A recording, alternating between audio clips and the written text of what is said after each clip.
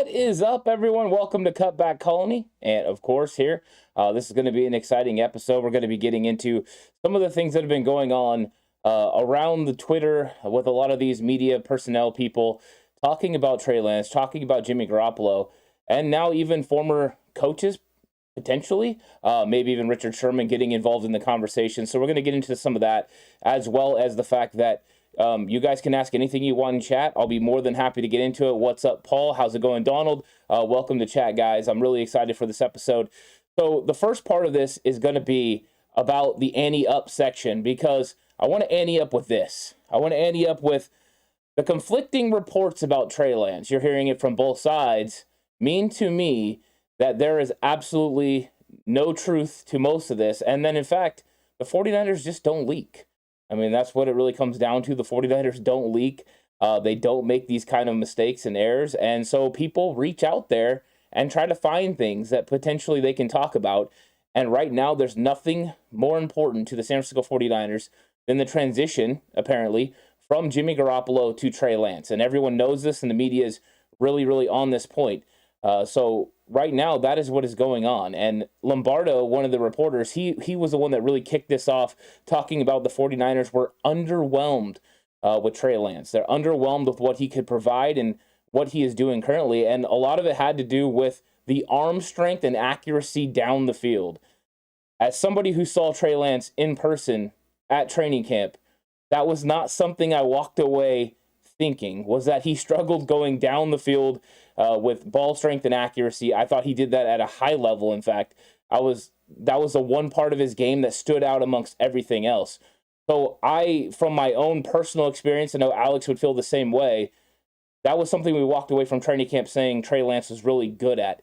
But I don't understand where these reports are coming from. And Chris Sims is kind of doubling down on that now and saying that that's just something that's an actual thing, that the 49ers are actually afraid of Trey Lance being their starting quarterback. It's definitely interesting for sure. And yeah, Donald Johnson says Warner already said Trey was carving up the defense in practice. And the one thing I can say from my own personal experience being at training camp was the fact that Trey Lance operated very well in scripted sessions. Anytime it was scripted and he knew what he was supposed to do and knew what reads he was supposed to find, what the defense was going to be doing to him, he did fantastic. When it got to move the ball situations, when things changed a little bit, that's when his numbers fell to about 50% accuracy. That's when he kind of struggled a little bit, but he would still take the big shots and hit the big plays down the field, and he did that consistently. He made a lot of big plays. Every time we were there was something big that was happening down the field for Trey Lance. So I still question the report about his accuracy. And the underwhelming part, it doesn't make any sense, because we have seen the video of coming from practice and the things that Trey Lance can do. Underwhelming would mean he failed to meet expectations. With them keeping Jimmy Garoppolo, what could the expectations really be? The expectation wasn't that Trey Lance was going to come in and start. I think they would have loved that. But that's not what it was about. It was about Trey Lance coming in, being the understudy for Jimmy Garoppolo, developing so that way he could take over this team and then take it to new heights. And what is up, Labby? And what is up, P. Murr? Welcome to chat. Paul Saunders says, he who looked better at camp, Trey Lance or Jimmy Garoppolo? The fact is, number one, Jimmy Garoppolo traditionally looks bad at training camp. That's not something he does really well. Now, in scripted sessions, Trey Lance's athletic ability, mobility, and ability to get the ball to his playmakers was on display, and he would look better than Jimmy Garoppolo in those moments. When you got to 11-on-11, move the ball situations, that's where Jimmy Garoppolo looked better than Trey Lance.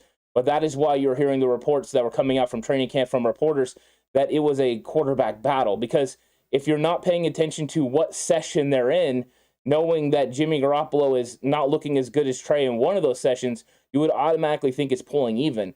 But the 11-on-11, move the ball when it's not scripted, when down and distance change, and you've got to be able to run different plays, locate your playmakers, and adjust to what the defense is doing, is more impactful. And having Jimmy Garoppolo having a mastery of the offense, being able to switch in and out of plays, in and out of protections, was on display. So Jimmy Garoppolo did look better than Trey Lance in those type of settings.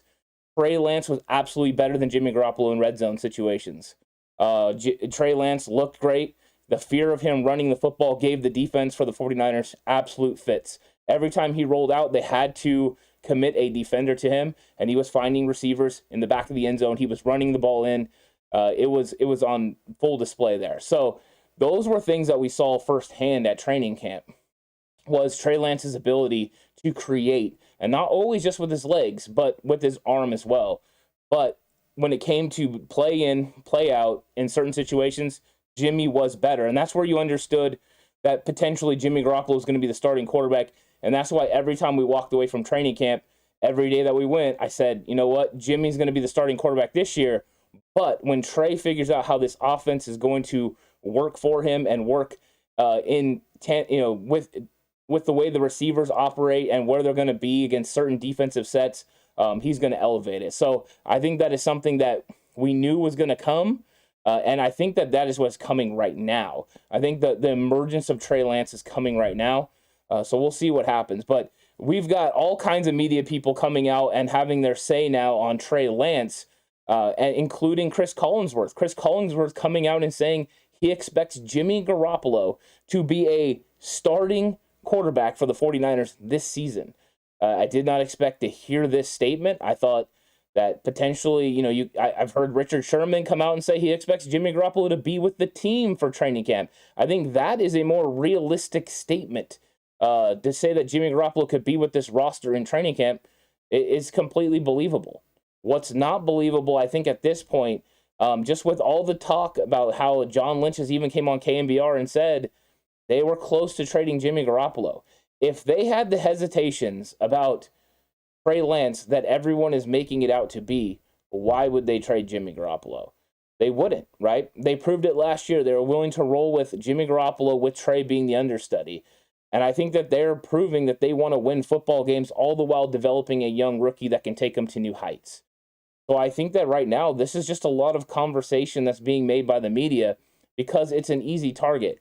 And it seems like that's how it's went through the offseason. It was Jimmy Garoppolo, Trey Lance, Jimmy Garoppolo, Trey Lance, and then it went Deebo Samuel. Had all the conversation about Deebo Samuel, and now it's back because the draft is over to Trey Lance and to Jimmy Garoppolo. Paul Sanders says, could Shanahan have skewed the play calls in practice to make Jimmy look better? Not because he's evil, but because he knew Lance needed a year to mature so he could be the best football player he could. I mean, if Kyle Shanahan really wanted to do that, he absolutely could. But I think that when it comes down to it, he's calling plays that he expects to work. And when I was watching Trey Lance operate, there were just times he was maybe a little late, times he maybe didn't recognize what matchup he should go to, times he didn't recognize maybe where the blitz was coming from. There were just certain things like that made me think, okay, Trey's a step behind right now in picking up this offense. We had all the conversations coming out of OTAs, in mini camps that Trey Lance had picked up the offense. But what he had actually picked up was the offensive install. And that's great. I mean, that's good for a rookie. That's what you're trying to do. Pick up that install. You're installing all that into OTAs and in minicamp, and then when you come into training camp, you do it all over again. It is the way that the team really gets you to understand what the offense is about, and you're learning the base offense. What happens is you have so many things that go along with that, though. So you learn the offense, and he could have had it all down as far as the base. But when you get into those situations and all of a sudden you start seeing people moving around on defense and they start giving you different looks, then you have to have an understanding of, okay, here's my first read, here's my second read, here's my third read. And that's very hard for a rookie who's learning a new offense to be able to do.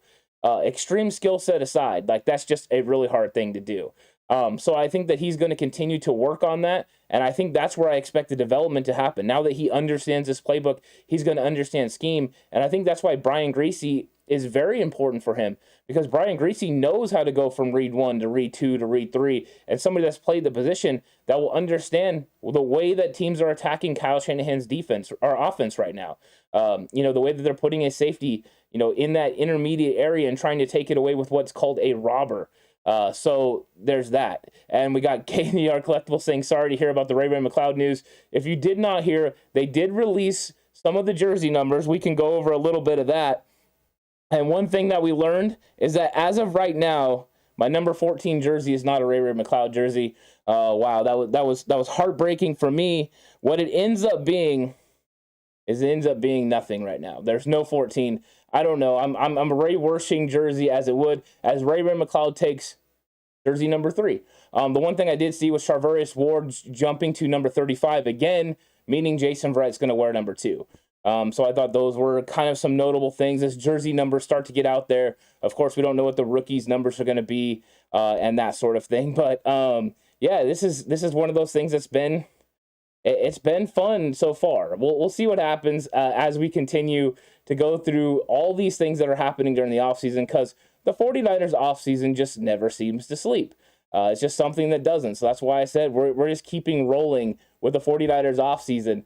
And that's how it's gonna continue, I think. So 49ers offseason never sleeps, and neither do we here at the 49ers Cutback as we're rolling through this. And what is up to everyone in chat? KNDR, of course, jumping in, Donald in, and Donald said the Niners wouldn't have even attempted to trade Jimmy G if Trey underwhelmed, and they wouldn't even think about switching during the season when the Niners were losing. That's the truth. You know, I mean, I think that there is something to that. There's something to that belief, and if they were really looking to go ahead and move on from Jimmy Garoppolo, then they definitely, then they definitely would have just already done it. You know what I mean? I think they really were. I think they are going to move on from him. They're just waiting for the right deal. What's up, Bomber? Welcome to chat. They're waiting for the right deal. I think they thought they were going to have that deal in place, so all this conversation would be over. Trey Lance would be the guy. However, that has not happened. They were not able to get, the deal that they wanted for Jimmy Garoppolo, something that they felt was necessary. And I think that's something that, continues to be in a storyline of the offseason, is what's going to happen with Jimmy Garoppolo. There are people that believe he's going to get cut. There are people like Chris Collinsworth that believe he's going to be the starting quarterback for the 49ers. People like Richard Sherman who believe he's going to be in training camp. Do we really know where Jimmy Garoppolo is going to be? I don't know. I was one of those ones that fully believed that Jimmy Garoppolo was going to get moved before free agent period started. Because if he would have got moved, you had that money to play with. The 49ers didn't get that deal. Of course, the shoulder surgery really played into that, but the 49ers weren't able to move on from him, weren't able to get the type of deal that they wanted. And these teams looked at it and said, you know what? I need to push pause on getting Jimmy Garoppolo, because whenever somebody has shoulder surgery, there's no guarantees they're going to come back better and than ever. As somebody that's had bad shoulders for a while, shoulder surgery should always be avoided if possible. They have tried to avoid it. It didn't work. The timing was bad for the 49ers. Paul Sunder says if we do cut him and he has to pass it has to be a last minute so the gum chewing guy from the north doesn't take him and try to learn our secrets. I'm sure there is something to that. They probably don't want Jimmy Garoppolo to end up in certain locations. I think that's entirely accurate. And I don't think they want to cut him, especially now with the fact that he can't, pass a physical. If he can't pass a physical, you're going to end up potentially losing $8 million. You for sure lose the $8 million this year. You wouldn't get it back until 2023. If he signed with somebody for over that, then you would get that money back in 2023. They don't want that to happen. But also, I think they would like to be able to guide where Jimmy Garoppolo goes. And if you could decide Jimmy Garoppolo is headed to Carolina or headed to the New York Giants, particularly, those would be better locations than him ending up in Seattle with Pete Carroll, because Seattle with Drew Lock, to me, that doesn't scare me. I don't know about any other 49er fans, but I love that Drew Lock's going to be the quarterback. That's a far cry from what we were dealing with, week in and week out going against Russell Wilson. So I think that's a major step back. And Jimmy Garoppolo would definitely make their team better, and Pete Carroll is that guy. He would definitely sign Jimmy Garoppolo and make a quarterback competition up in Seattle. He would run that system well, because Pete Carroll's putting an emphasis on running the football and playing defense. So Jimmy Garoppolo would be a definite bridge guy that they could use in their system. So I think that is something the 49ers definitely take into account, making sure Jimmy Garoppolo doesn't end up in a situation that comes back to bite them in the butt. So they're being real strategic. They're being smart.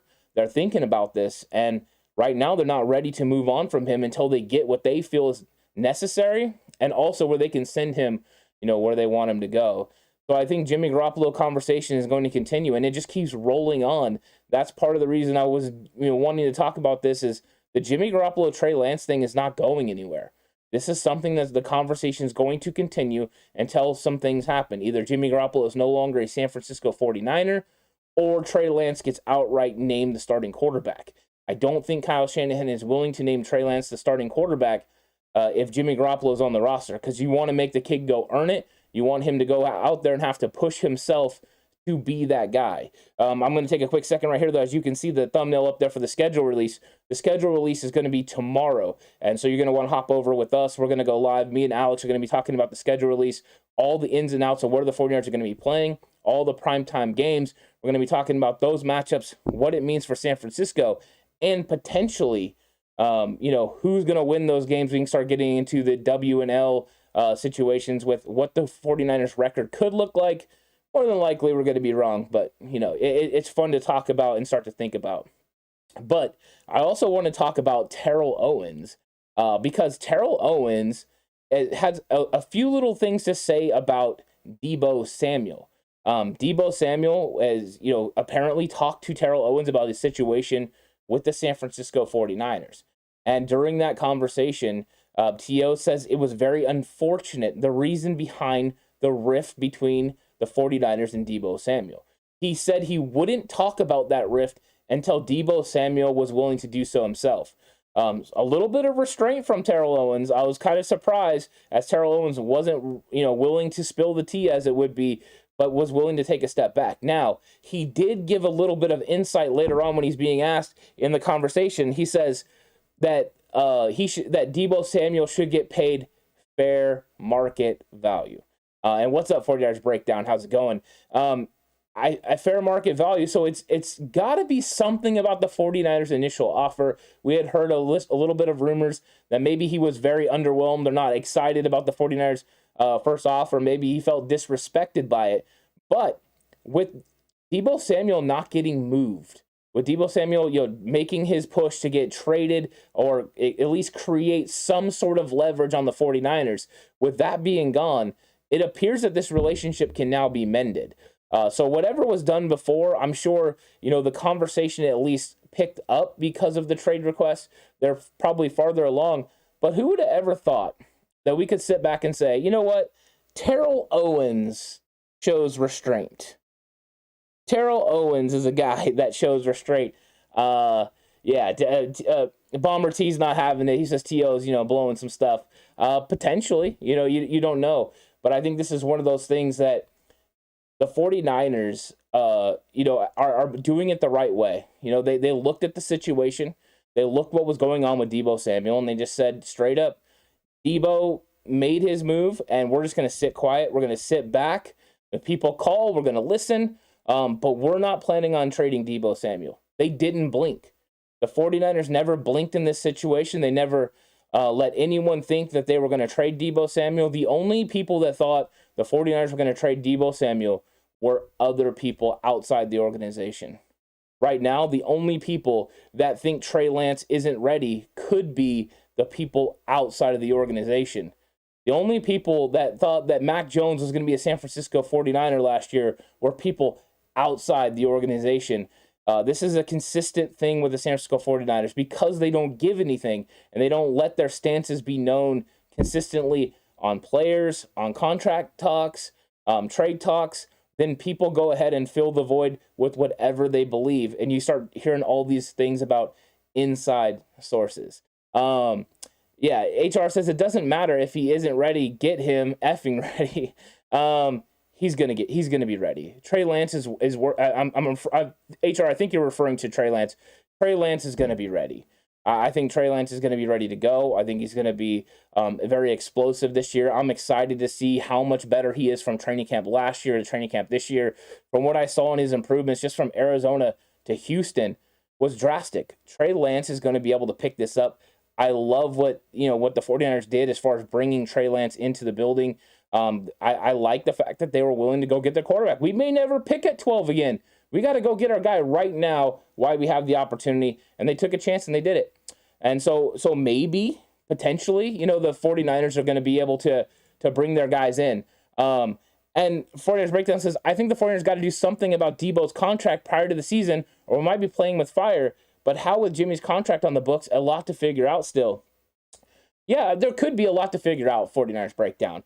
When it comes down to it, the 49ers consistently have been bringing these guys in for contract extensions right before training camp happens. George Kittle before training camp happens. Fred Warner, a little bit earlier than George Kittle. They were closer on numbers. We know Kittle was trying to set the market for tight ends, but the 49ers have showed a way to handle this. And I think that's what their plan is with Deebo Samuel. Now, when they reach work out an extension, there is potential for them to be able to lower Deebo Samuel's cap hit this season. So it might not actually do anything to his rookie pay scale this year besides bring it down by paying him a signing bonus. So I think that there is ways to go ahead and get Deebo Samuel under contract for the 49ers. But the 49ers know if they aren't able to reach a contract extension with Deebo Samuel, they can franchise tag him. They haven't been using the franchise tag in the past, but they definitely could. Lou says, regardless if Trey is a long-term answer or not, one thing we do know, and I'm sorry, this thing skipped on me. We got comments coming in. I really appreciate that, but I want to get to Lou's comment here. Second, everybody. He said, the thing we do know is Jimmy G is not. If we need to evaluate the quarterback position again, so be it. But all Jimmy G does is complicate Trey's potential. I think they planned on moving on from Jimmy Garoppolo. Circumstance didn't allow that to happen. So what they're doing right now is trying to navigate the best way to move on from Jimmy Garoppolo, all the while doing what's best for their football team. And I think the easy answer was to go ahead and cut him, but they don't want to lose that $8 million. That insurance policy is really putting a little bit of a crimp into the 49ers plan. The surgery did it first, so they weren't able to trade him, and now there's that. So the 49ers are running into obstacles on how to move on from Jimmy Garoppolo, and it's like it was brought up earlier by Paul. They just don't want Jimmy Garoppolo to end up in the Pacific Northwest playing for the Seattle Seahawks. They would love to send Jimmy Garoppolo to the AFC. If they can't do that, can we send him to the New York Giants? Can we send him to Carolina? I think they're looking for a place, a nice landing spot for Jimmy Garoppolo. But if that landing spot is not there, they're not willing to let him move on to Seattle. Letting him move on to Seattle, if it comes after he's able to clear away injury, his physical, then potentially it makes more sense because you don't lose that $8 million. But you could not lose that $8 and then go ahead and move on from him and let him head on up to the Pacific Northwest. Olivia says, have you ever seen so much microscopic picking of a quarterback who's young and needing reps? I don't know, but I don't think there's ever been a media presence like there is currently. Now more than ever, everyone is getting into media, and so I think everyone that has a microphone, everyone that gets put in front of a camera, definitely likes to talk about these players. So the heightened amount of attention towards players is definitely going crazy, and Trey Lance is one of those guys that's experiencing that. Some of that goes with playing in San Francisco, though, where quarterback play has been something that's so important to the 49ers organization for years, whether it was Joe Montana, Steve Young, Jeff Garcia, Alex Smith. Alex Smith was picked to death, and without Jim Harbaugh, Alex Smith would probably be saw in a negative light here in San Francisco, where now at least we have positive feelings about what was our first overall pick. But you're right. I mean, it seems like everyone gets criticized. That's kind of the nature of the beast right now. Sometimes it's unfortunate because Trey does just need an opportunity to learn. He does need an opportunity to get better. But in San Francisco, you don't always have that opportunity because they want you to win football games. Dude Man Bro Dog said Jimmy should trade his salary next year to Deebo. I think that as part of Jimmy Garoppolo's current salary, the way that it's worked out right now, I think they would love to go that void to go towards Deebo Samuel and to go towards Nick Bosa. Nick Bosa is another looming contract. They did exercise his 5th-year option, which means he's going to make roughly $16 million coming up, which is more affordable in the 5th year than it will be to sign him to his contract extension. But that contract will need to get done potentially next year. I'm sure they'd like to do that because every year you don't get a deal done with Nick Bosa or an edge rusher in the NFL of his level, then you run the risk of the money getting ridiculous. And I think Nick Bosa's going to want over $30 million. His brother got close to $30 million. So I think that there's a lot of money to be spent there, and the 49ers are going to have to find ways to get that money to them. 49ers Breakdown says, in addition, they could potentially cut Sherman to free up money. I believe they got to do something with Deebo. I fear Deebo holding out before he plays on the franchise tag. He's already shown volatility. The problem 49ers Breakdown with him holding out is he has no leverage. He has no money. He's on a rookie pay scale. Deebo Samuel just hasn't made that much money in his career to be able to incur the fines from the CBA. The CBA that was, worked out from the players union in the NFL, they get fined a lot of money for not showing up to practice. I don't think Deebo Samuel could hold out and make that work. If the 49ers were steadfast on the belief that they wouldn't want to pay him, there you go. 49ers Breakdown says, Ant is solid. He doesn't regurgitate other talking points. He speaks his truth. Thank you, 49ers Breakdown. I really do appreciate that. That's what I'm trying to do. I'm just trying to, talk about it from my point of view, read into what the 49ers try to do and try to give their point of view as well. But no, I don't really pay attention as much to what other people say. I will listen to some people. There are people's opinions that I value in the 49ers sphere, like John Chapman. I think he does a really good job. And I, on occasion, will listen to Brian Peacock and Eric Crocker. But really, when it comes down to it, I'm trying to have my own opinions on the 49ers because we all have our own opinions on the 49ers. Philip says, I'm not afraid of sending Garoppolo to Seattle. He's no Russell Wilson. We'll still beat them twice this year. I think you're right, Philip. I think in the grand scheme of things, you're not worried about Jimmy Garoppolo being in Seattle because I believe the 49ers can win as well. But if you don't have to have that opportunity for him to go there with his understanding of Kyle Shanahan's offense and how Kyle Shanahan wants to use certain players in certain levels and the way that he attacks, the scheme that Pete Carroll likes to employ, I think that you just avoid that situation if you can. If you can avoid it, then you go ahead and you do it. So I think I believe I'm with you on that, Philip, 100%. 49ers can beat Seattle twice if Jimmy Garoppolo is the quarterback. That front seven would be able to get after him in a big way because just like he knows the 49ers, they know him as well. So that does make a lot of sense right there. And hey, and then Bomber T says, hey, Ant, can Bosa be franchise tagged? Yes. So he'll play through this year. This will be his 4th year under contract. Next year, he would be on a 5th year, contract as part of his rookie deal. Since they exercised that option. And then if he did not come to an agreement with the 49ers, they could sit there and go ahead and hit him with the franchise tag. That is something that can happen. That would make sure that he's here at least for a 6th year and also start if he's exclusive rights. I mean, that's 2 first-round picks to be able to sign him away from the 49ers. I think they would love to work out a contract extension, but that's probably going to be next offseason before his 5th year ever happens. Thank you, Donald, for that as well. Concurring with the 49ers Breakdown and giving Alex some love, too. Alex does a great job as well. So I love that he's getting put there. Rathman, that like button from 49ers Breakdown. Appreciate that. Who doesn't like Tom Rathman? Tom Rathman was fantastic. So well done, 49ers Breakdown. In fact, Paul Saunders was wearing a Rathman jersey to our draft party. That was fantastic. I love the jersey. Tom Rathman is my favorite fullback from the San Francisco 49ers. Kyle Juszczyk is very fun to watch, but Rathman was one of those guys that he did it. He was one of those guys that did it at a high level before anyone that was a fullback was doing the things that he was doing. Couple the fact what they used to call him Woody because he looked like Woody Harrelson. I kind of like that. Olivia says he puts in the work. The kid will unlock this offense. He definitely can. You're definitely right because he has the big arm. He has the ability to go outside the numbers. He has the ability, to throw the ball down the field. Those types of things will stretch the defense vertically. Kyle Shanahan's offense already stretches them horizontally, and it'll be stretched even farther horizontally with him being able to exercise, the outside the number throws.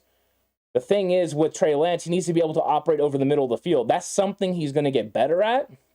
I have full faith in Kyle Shanahan, Brian Griese, and this regime to get him to where he needs to get. But it's going to take a little bit of time for him to get there. And we got to be patient. The thing with him is to make sure when he's throwing those footballs over the middle that he locates safeties who are running the robber situation, making it look like something else, then trickling into that area for the interception. That's number one. Number two, high passes. Just make sure you don't throw it high over the middle. If you throw it high, it can be picked off everyone that's watched the 49ers for years knows that's something that definitely does happen from time to time. And with the fact that Trey Lance throws with such velocity, the opportunity for tip balls to be able to be picked off by safeties and corners in the middle of the field is something that can definitely happen.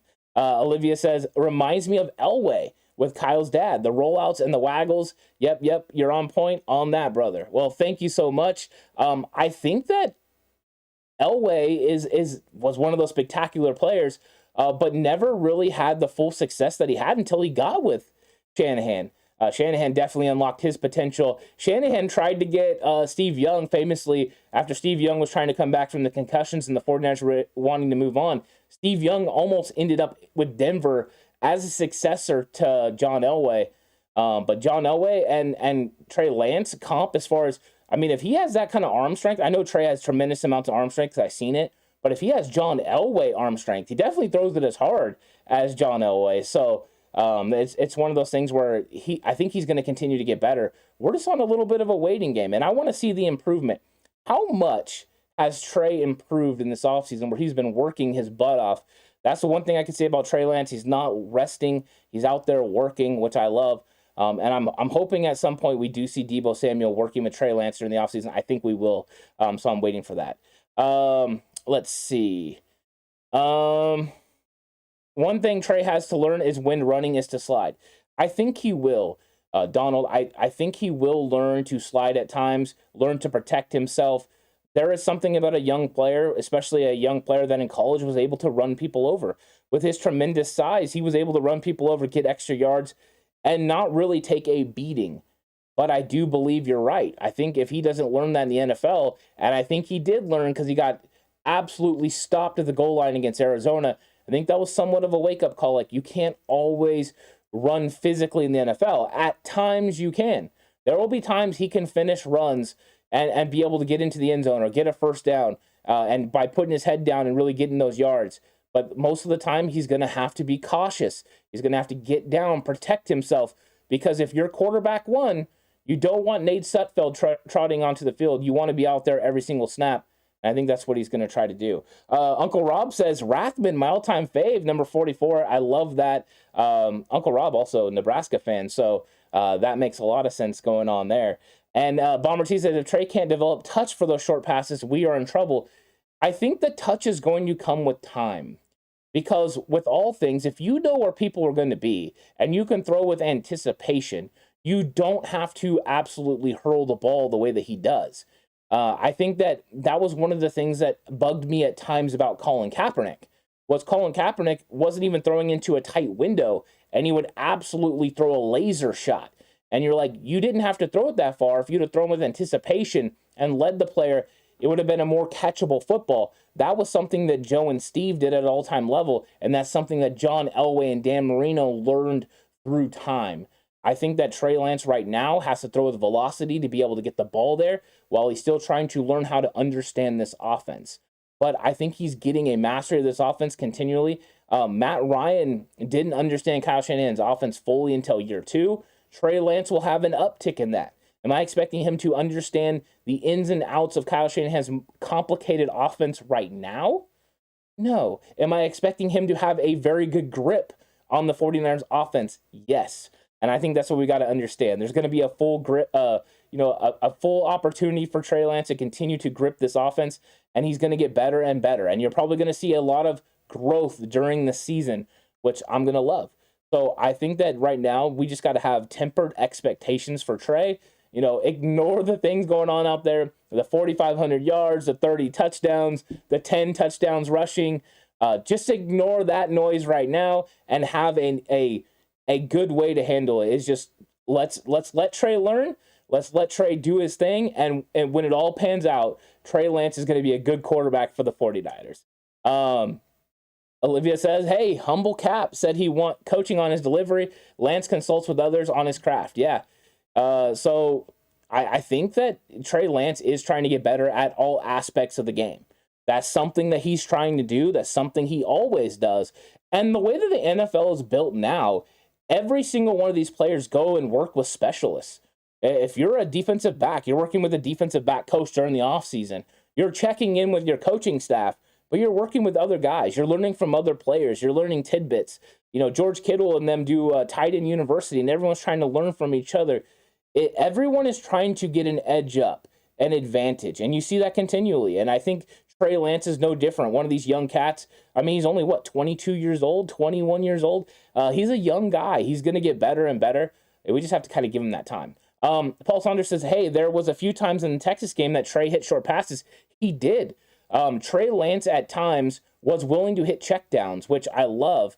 I think that that's another thing that we need to remember is there's a difference between hitting a shorter pass on schedule and allowing your player to run underneath a coverage scheme and a check down. I think that Trey did both in the Texans game. Sometimes he hit those guys, allowed them to operate in the open field, which he did a really good job at. But then there were times, and this is the growth part, Arizona, not a lot of check downs, not a lot of hitting guys underneath after the play didn't work out, after he went through his progressions and there wasn't somebody there. I think those are things he can learn from. The other thing that was nice was if you watch the Arizona game incomplete all the way through, you're going to find that there was many times where Trey Lance missed open receivers in normal rhythm. He just didn't recognize coverage, often went the opposite way of the play design, and I think those were things he was going to learn. But if you go back and watch the Texans game, you see those improvements. He started to hit some of those routes. Instead of missing Kyle Juszczyk when he had trips to the right by looking left, he went ahead and started finding those guys. So I think that's an exciting part of it, is you see that maturation process and that growth. Paul Saunders says, it's so exciting to see him strive for excellence, and no, we won't have to just have a game manager. There is not a game manager bone in Trey Lance's body. This guy is willing to take shots down the field. He's willing to give it an effort and to try. I think there are times when he's going to have to be reserved, when he's going to have to show restraint, and he will have to check down and take the open guy instead of taking the big shot. But I do believe he can do that. I really do like his development that I saw so far. Small sample size. So we got to remember that. It's an extremely small sample size, but I'm excited about that potential. I'm excited about what Trey Lance can do. So that's a good point, Paul. Let's see. You don't have many young quarterbacks getting the wide receivers to work with him. Good leadership skills. We just let him lean on him for the job. Yeah, I mean, it is a good point. I mean, the cool thing is Brandon Ayuk has consistently worked with Trey since last year. They worked for the same agency during the offseason, so there's a natural chemistry there. Deebo Samuel was in the midst of a business type deal, so he's not going to be around Trey Lance right now. That's just not good business. At some point, it will happen. And 49ers Fogey says, I want to see Lance to Gray connection. You're going to get it. I can tell you right now, there are going to be opportunities for Danny Gray down the field and opportunities for Danny Gray on slants and intermediate routes where Trey Lance is going to get him the football and he's going to make something happen. But the fear of Trey Lance to Danny Gray is real. Don't get it twisted. These NFC West teams are looking at the Danny Gray acquisition in the draft and saying to themselves, oh my gosh, like we got to worry about a deep threat for the 49ers because Danny Gray is that guy. He's a guy that can win on the outside, but he can also win in the slot. And I think that's where he's going to be tasked with playing at times. You're going to move him around and then let him get a absolute running start. I think it's really cool. Let's see. Paul Saunders says Trey to Gray via Wayne Breezy. There you go. Well done, Wayne Breezy, coming up with Trey to Gray. Very solid. HR says Trey will find Danny Gray on the short cross and it's going to the house. You could be right. I mean, I can definitely envision that, HR, because Danny Gray is not a guy that slows down. That's the cool thing about Ayuk, Deebo, Danny Gray, Ray McLeod, Jawan Jennings. None of them, I mean, absolutely none of them slow down to catch the football. And if you put George Kittle in that, you have another guy, 6 guys in this 49ers offense at the receiver room that don't slow down to catch the football. I think you're going to see an advancement from the running back position as far as catching the football. Elijah Mitchell developed last year. Jeff Wilson Jr., is a guy that can definitely do that. We've seen him take it to the house. So I think Trey Lance is going to have weapons. And as long as he can go on schedule and make those throws like you're talking about, that short cross, it could be dynamic. I mean, that's the thing. Danny Gray, he can house call. We have that speed now at that position, at the wide receiver position. Something we were lacking last season is no longer, a problem for the San Francisco 49ers. So I'm really, really excited about that. You mean we might not face a stacked box? We might have some whooping in the middle? Woohoo! you, Paul, I think so. I think once Brandon Ayuk, because I do believe Brandon Ayuk is going to be a part of taking the top off the defense. We've seen Deebo Samuel have a couple big plays from Trey Lance last year, really able to get the ball down the field to him. So I think that Danny Gray and Brandon Ayuk are both going to do that, but Gray especially with the 4.3 speed. I think you're going to have those situations, and because you have that worry of Danny Gray going down the field, it's going to open up other things as well. The crossers like HR brought up are going to be fun, but these guys are going to be able to create a lot of situations for playmakers in the middle of the field, which also means, like you said, if there's no stacked boxes, that run game can get going at a higher level. If all of a sudden Trey Lance is seeing 2nd and 5s, 2nd and 6s, those are way better situations. Because then when you get to 3rd down, maybe it's 3rd and 2, 3rd and 1. Those are convertible situations. That's what you like. Olivia says, the speed of the game is that thing that comes with chemistry with your wide receivers. Lance just needs to get them reps. You are right. The speed of the game is something that every single player has to get used to, especially with every advancement. You're going from high school to college. There's a speed difference. You're going from college to the pros, a speed difference. And then you also have to develop that chemistry and speed with the players on your own team, knowing how they're going to be in certain spots, how they run their routes, how they get separation. And then you've got to be able to get the ball to them on time and on schedule. All those things are something that just comes from working together consistently, and it comes from understanding the offense. If you understand this offense and you know that when my back foot hits, I've got one hitch and I'm releasing the football, and you can count on that receiver to be there.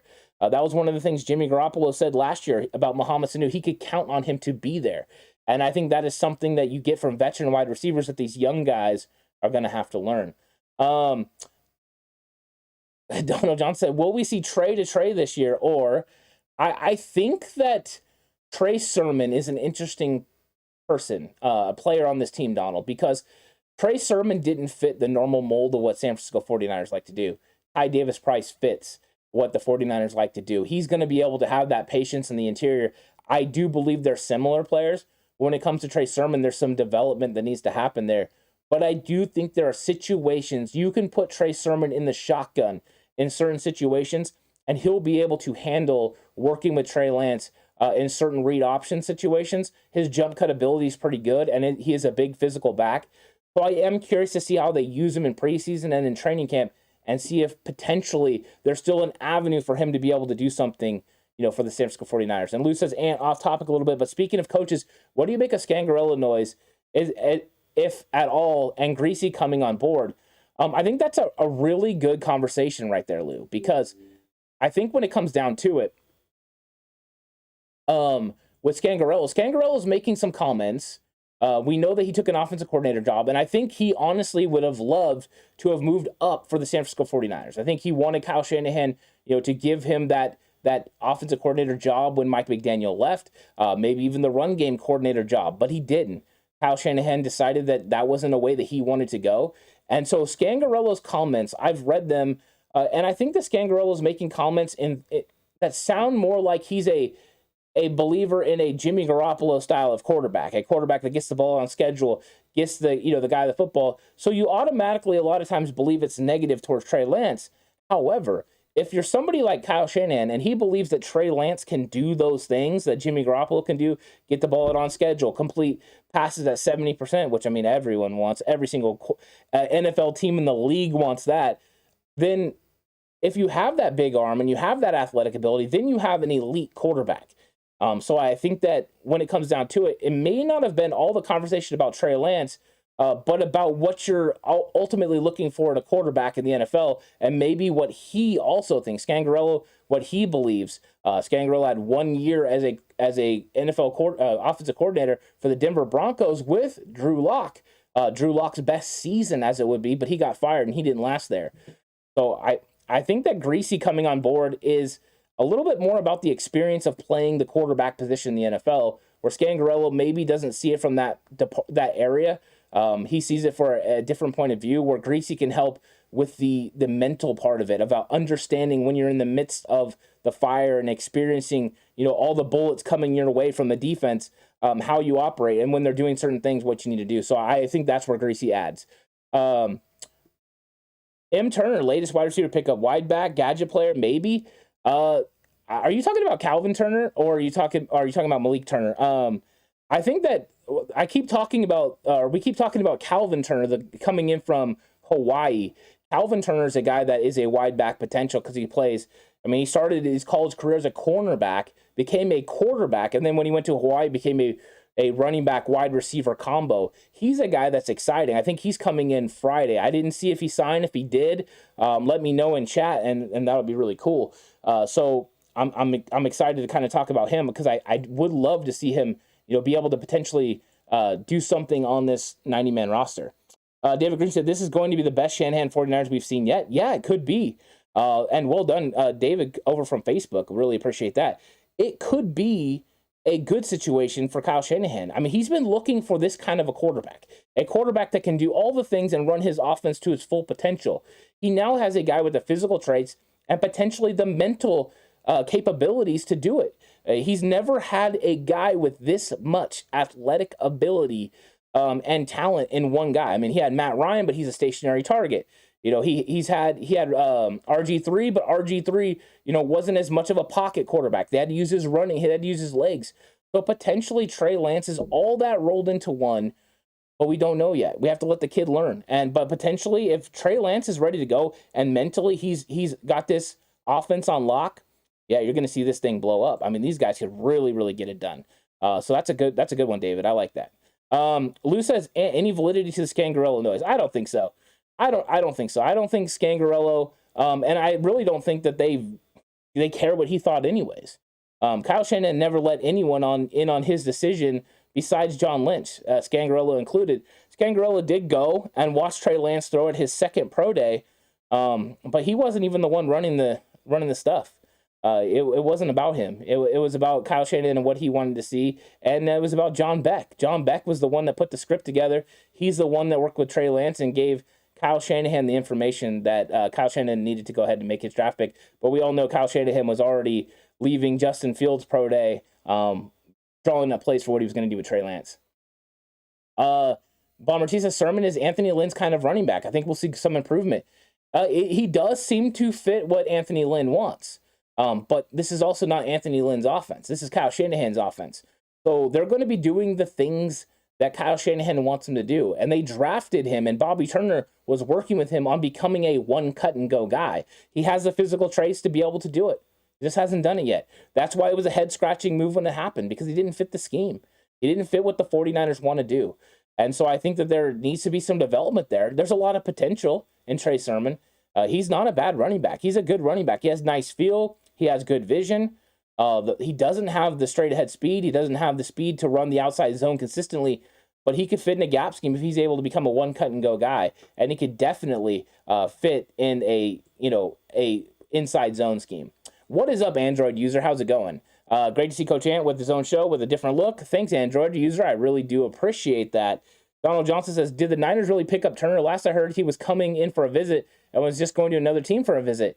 Yeah, I hadn't heard that either, Donald Johnson, so I'm not sure on that.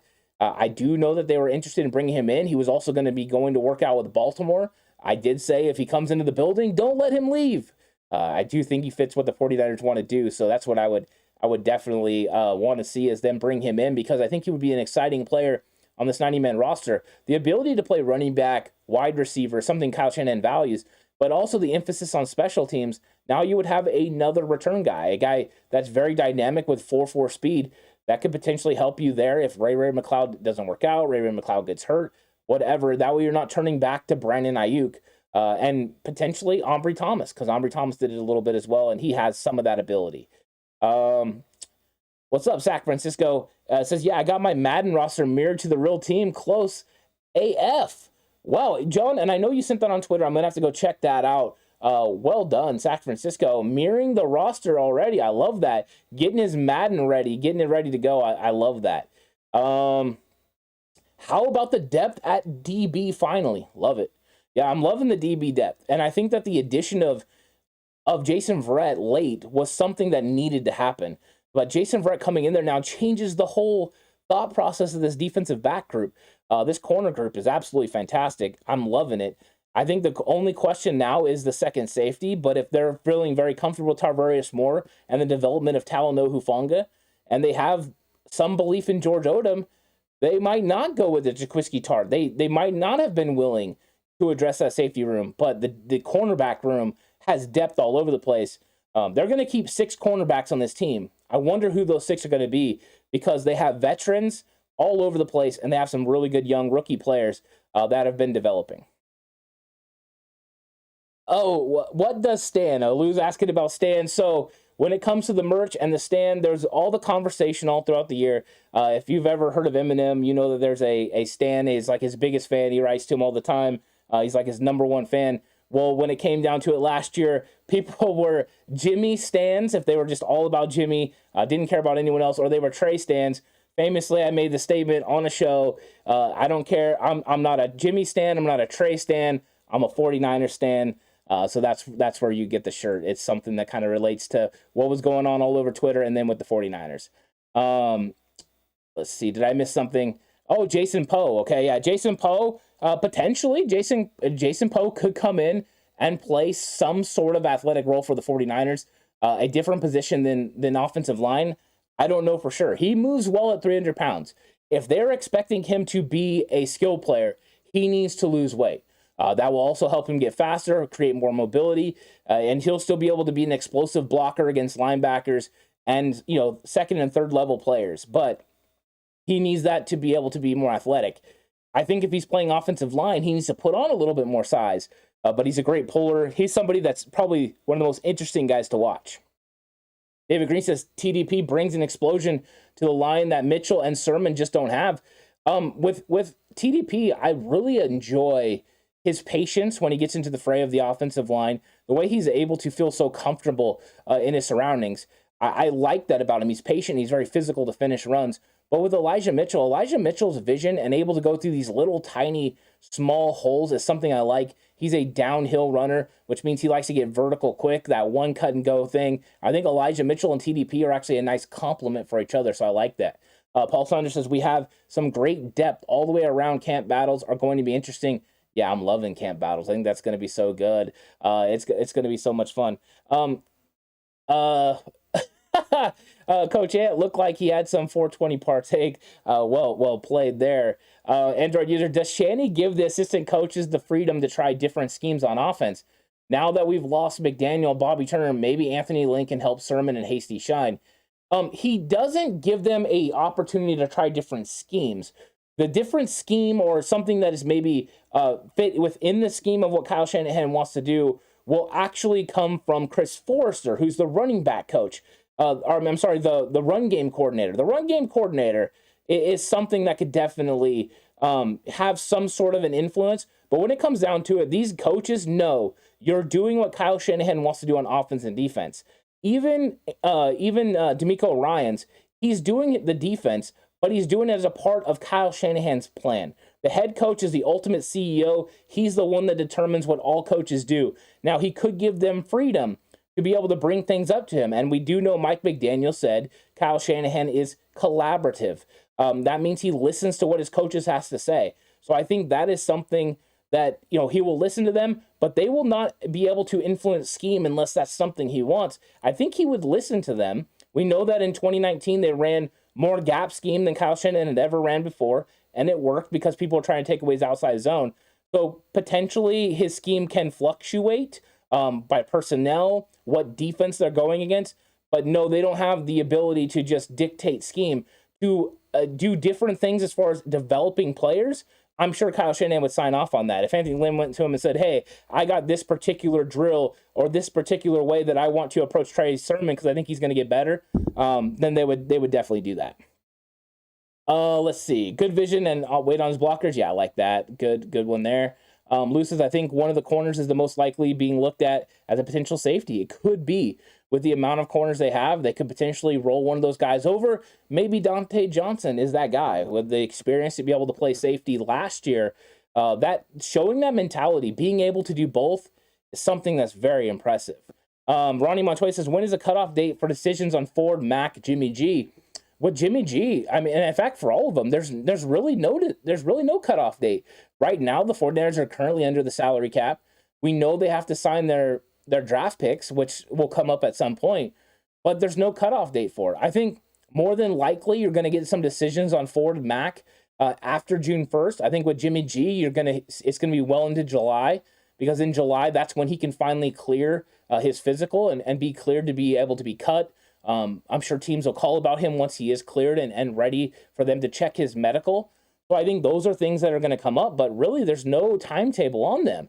The 49ers don't really need to move on for any of them. Ford has already restructured his contract, and we just don't know what's going to happen with Mac. So I can't tell you there's a timetable, but I would say if you're going to watch a date, I would say June 1st for Ford and Mac would be the first time that I think you could start to pay attention.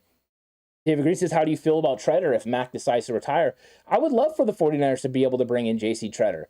It's a guy that plays at an all-pro caliber level. We know that Kyle Shanahan prefers to have veteran centers. My question is, at what money are they going to be able to do it? If they're able to free up the money from Jimmy Garoppolo, potentially they could be able to get J.C. Treader. The one pause I have is J.C. Treader has talked about how he believes NFL contracts should be fully guaranteed. If he's expecting to get a fully guaranteed contract, the 49ers might shy away from bringing him in, but he would be a nice choice. And I think that the 49ers, maybe should go that route, because he would definitely, establish things for that offensive line, because he's really good at what he does. Andrew User says, can we afford the draft picks if we don't move Jimmy? Not right now. Not right now. We can't, but potentially they could work out something and get it done.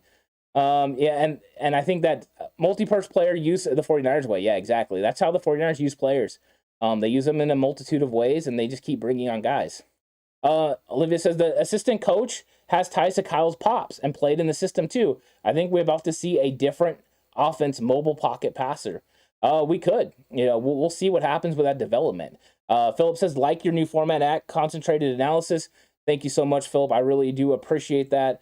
I'm enjoying doing the show. I'm enjoying interacting with everyone in chat. It's been a lot of fun. We started a little bit with some of the things that are going on, and now we're just interacting with chat, which I really enjoy because you guys have so many great things to talk about. I'm loving it. Donald says, Android, yeah, if you send a piggy bank. Yeah, maybe the 49ers are just going to dig into their piggy bank. I like that. It would help. Paul Saunders said, it would seem with all the draft and undrafted free agents that have the ability to play center, I don't think Treader's coming. He potentially might not. And, that's the thing. We've been talking about this. Jake Brendel is a guy that's on the roster right now, and he's a guy that could potentially play if Alex Mack decided to retire. In fact, I think that would be the leading candidate right now. We know there's a lot of conversation about Daniel Brunskill. However, I do believe Brendel would be the leader in the clubhouse.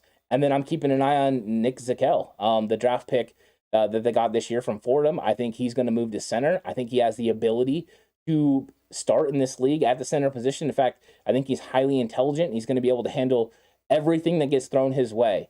I liked his skill set, but he has to learn how to play on the interior as a guy that's played tackle his entire college career.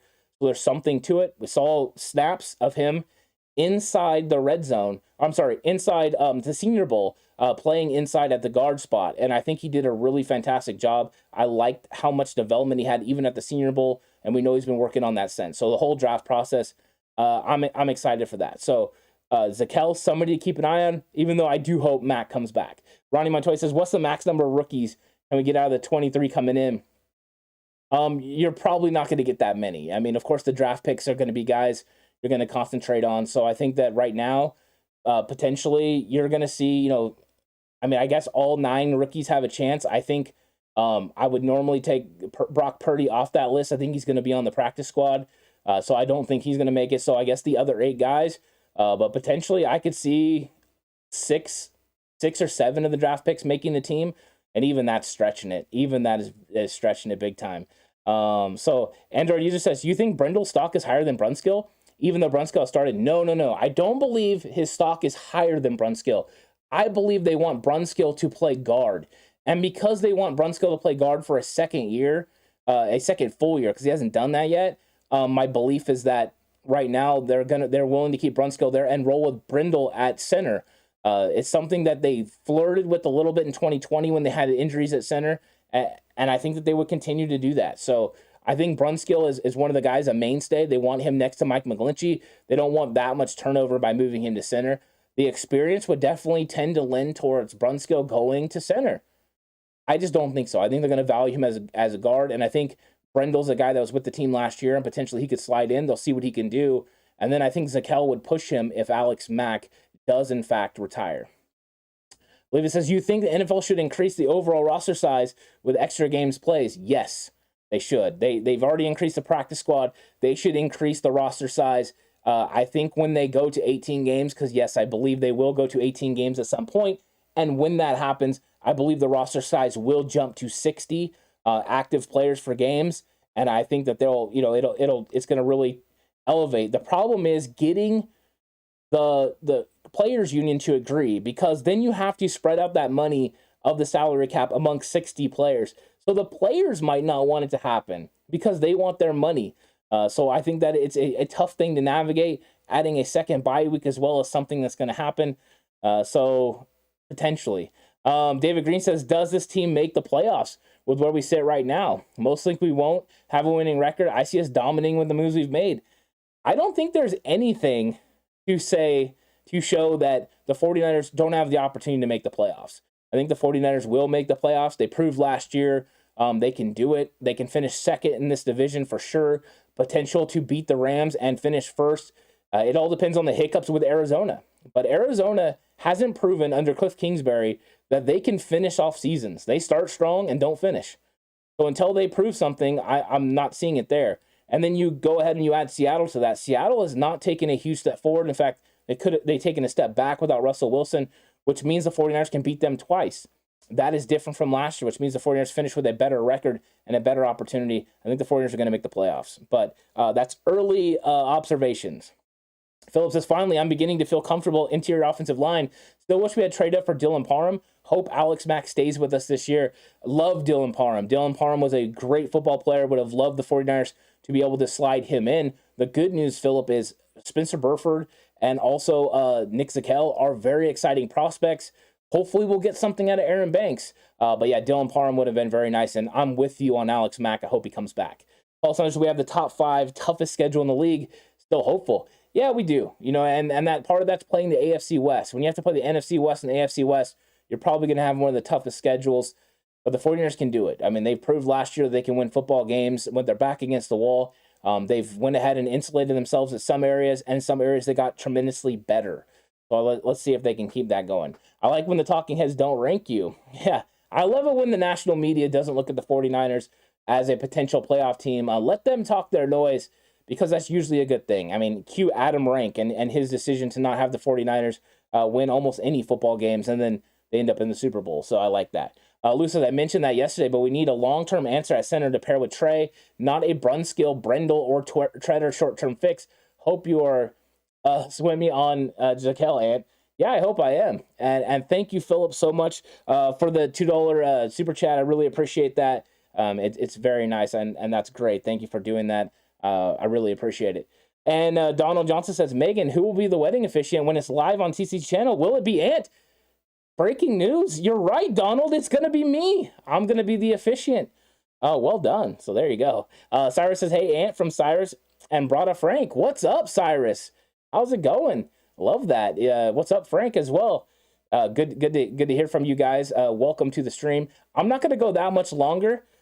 So everyone, if you have a question, go ahead and leave it. I'm gonna stay on here. I went overtime as it is, but I'm gonna stay on for about 5 more minutes, answer any questions that come through. I've really been having a good time with this, and 40-yard Fogies is right. If you forgot to hit that like button, go ahead and hit it right now. It's fun.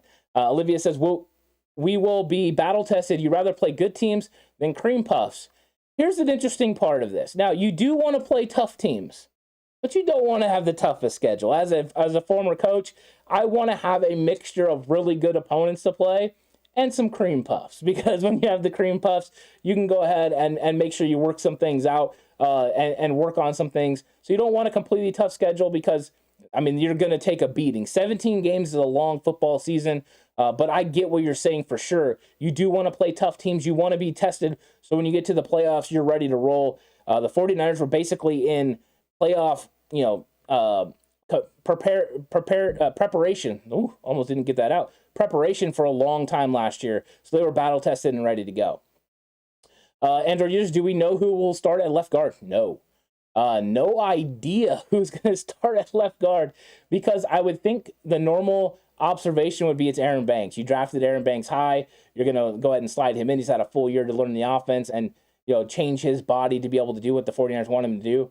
But I don't know. I think it's going to come down to a battle between him, Colton McKivitz, and I think also Spencer Burford, the new rookie. I think the new rookie out of UTSA is going to come in and compete for that job. And we'll see what happens. I think Jalen Moore will stay on the outside. Him and Justin Skule will battle for the swing tackle spot.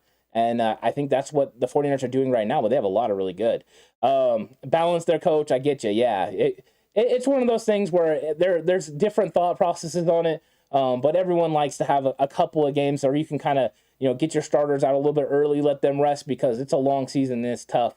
But yeah, it's one of those things that you do want to have those tough games because you want to get better, but you're going to have those tough games playing in the NFC West, and you're going to have those tough games playing against that absolutely stacked AFC West this year. Those are going to be some tough football games. 49ers are going to have to come out and win the ones that they're expected to win. Can't let any cheap ones get away this year. You got to make sure you take advantage of those, and I guarantee that's going to be Kyle Shanahan's message to them. You win the games that you're supposed to win. Go out there and take care of business on those.